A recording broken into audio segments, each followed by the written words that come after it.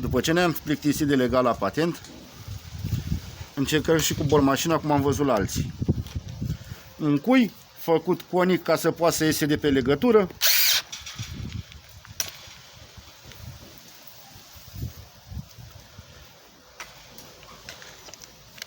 Nu neapărat să fie perfect, să fie conic, să iese după sârmă. Că e sub formă de L, nu contează.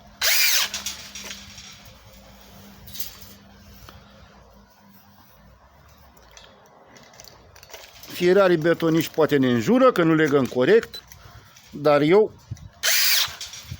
n-am niciun fierar betonist momentan să mă ajute, așa că legăm și noi cum ne pricepem. Numai fiarele să nu ne cadă în cap cu ciment cu totul.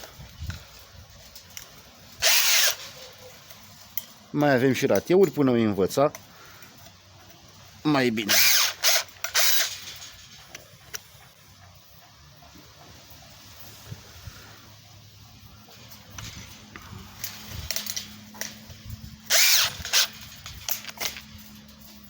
Stop.